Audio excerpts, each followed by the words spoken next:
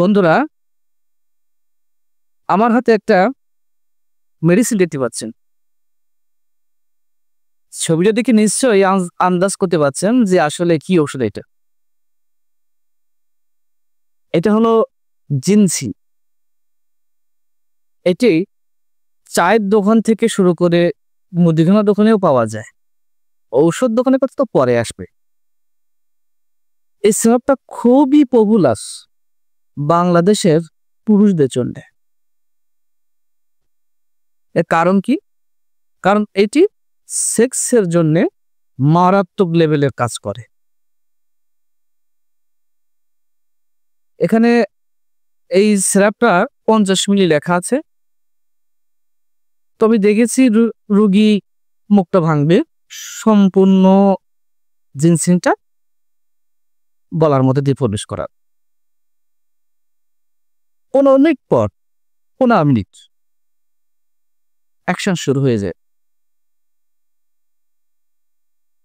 এটি একটি one time ginseng syrup. হ্যাঁ, এর নাম জিনসিন সিরাপ, জিনসিন। বাট এই বোতলের ভিতরে যে 50 মিলি যে ঔষধ আছে, এই 50 মিলি ঔষধের যে তরল ঔষধটা যতগুলো ফোঁটা আছে, প্রতিটা ফোঁটা যদি আপনি রিসার্চ করেন, আপনি ল্যাবে দেন, পরীক্ষা করেন, এই ফোঁটার মধ্যে আপনি এক ফোঁটা হার্বস খুঁজে পাবেন না। এই মেডিসিনটা যে জিনসিন নামে, এই জিনসিনের ভিতরে কোনো হার্বাল মেডিসিন দেওয়াই নেই। এটা সম্পূর্ণ কেমিক্যাল যুক্ত, রাসায়নিক যুক্ত একটা সিরাপ হার্বালের নামে বিক্রি হচ্ছে। এটা বিভিন্ন ফার্মেসিতে আছে, চায়ের দোকানে আছে, মুদিখানায় আছে। আমি নিজে দেখেছি, তাই আপনাকে বললাম। আপনি দেখেছেন কিনা আমি জানি না। তো এটা কেনা আসে 12 থেকে 15 টাকা পিস। এটা বিক্রি হয় 30 টাকা, 40 টাকা, 50 টাকা, 60 টাকা ইত্যাদি মতো এটা বিক্রি হয়। তো এইটা অল্প বয়সী ছেলে যারা বিয়ে করেনি তারাও এর প্রচুর খায়। বোঝা যাচ্ছে তারা পতিতলায় যায়। সেটা ওরা বিষয় না আমার কাছে। সে ওর খাবার কার কাছে গেল না গেল ওটা নিয়ে আমার মাথা ব্যথা নয়। আমার যেটা মাথা ব্যথা সেটি হলো যে আপনি মেডিসিনের নাম করে বিষ কেন খাচ্ছেন? কি প্রয়োজন আপনার বিষ খাবার?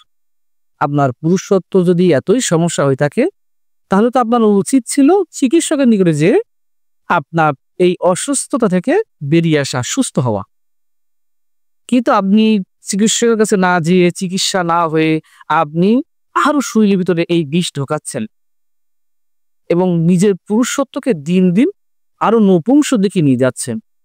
এই মেডিসিনটা যারা নিয়মিত খায়, একটা সময় তারা অবশ্যই নপুংস হয়ে যাবে। এটা গ্যারান্টি লিখে রাখতে পারেন। যারা ঔষধ অধিদপ্তরে আছেন, যখন ভিজিটে আসেন, তখন তারা যদি এইসব সিরাপগুলো যদি বাজেয়াপ্ত করে বা জরিমানা করে, বা যেখান থেকে আসে, এটা বিশেষ করে ঢাকা মিটফোর্ট, খুলনা হেরাস মার্কেট, এরকম বড় বড় মার্কেট থেকে আবার অনেক কোম্পানি আছে যাদের কোনো অস্তিত্ব নেই, একটা ঘরে তৈরি করছে, অনলাইনে সেল দিচ্ছে। তো এই উৎপাদন যদি বন্ধ করা না যায়, ভবিষ্যতে বাংলাদেশের পুরুষের সংখ্যা কমে যাবে। স্ত্রী ধরে রাখতে পারবে না, স্ত্রী থাকলেও পরক্রিয়া করবে।